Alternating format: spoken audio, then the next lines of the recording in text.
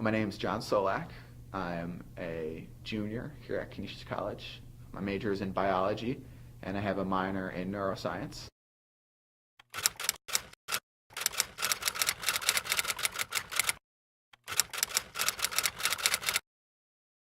I went to St. Francis High School, played football there, and I tore my ACL my senior year. Right after that injury and seeing surgery, I was very interested in orthopedics.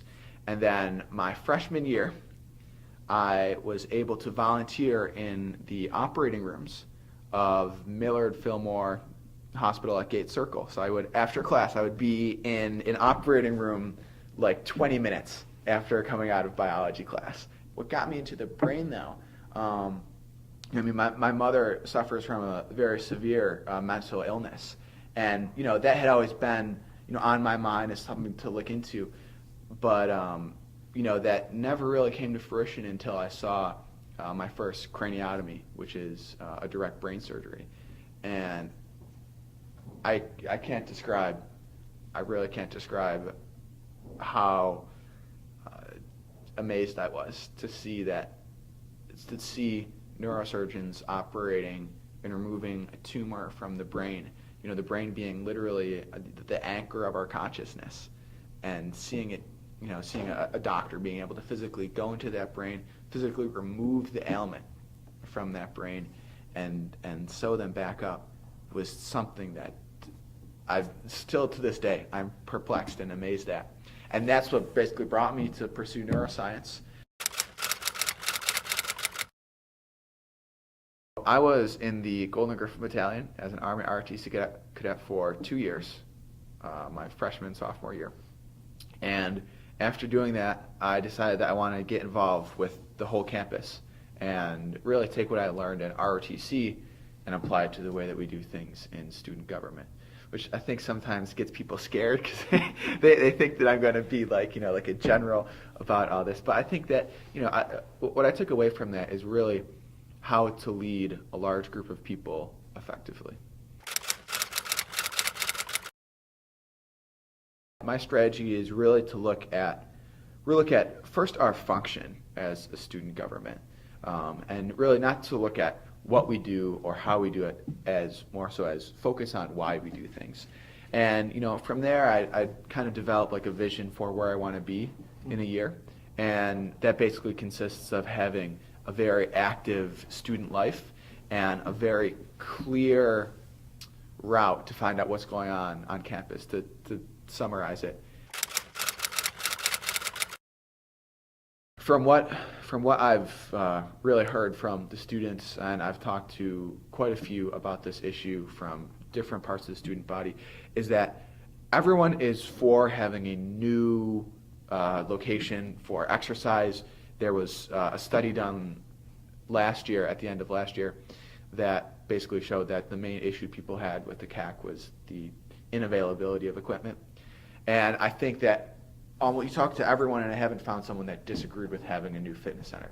The issue is that it's in a space that served a lot of utilities to different places. So my position is that moving forward, it has the support to move forward, but it needs to be done right. And as you saw, VP Continetti, she is working on a committee that is going to fix the problems that we ran into. And I think that in the future, for future presidents or future student leaders, I think this shows that you really have to focus what you do on what the students want and get their opinions on these matters, because we had this idea and we had talked to students about it and had a lot of support, but we hadn't contacted every avenue that it affected.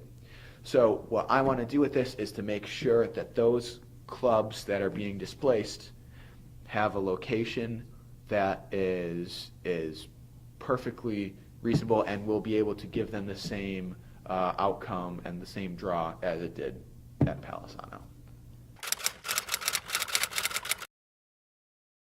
My professor, who's also a professor of immunobiology at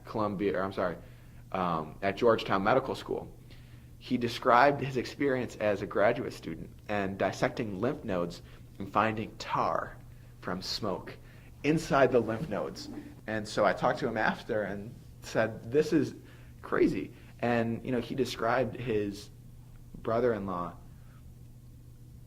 dying of lung cancer and what a slow and awful and agonizing experience that is.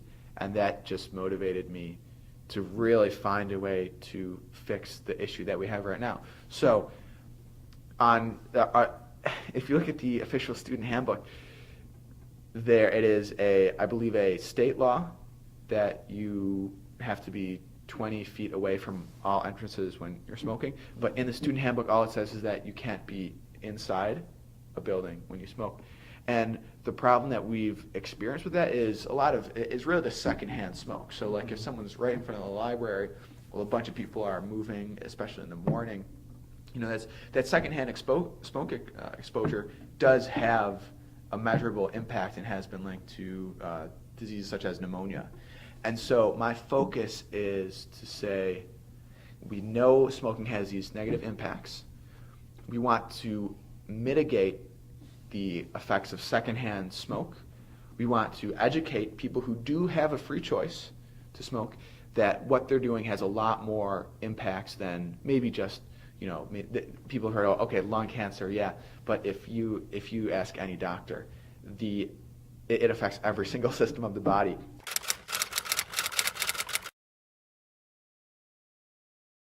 Let's take the casino night, for example.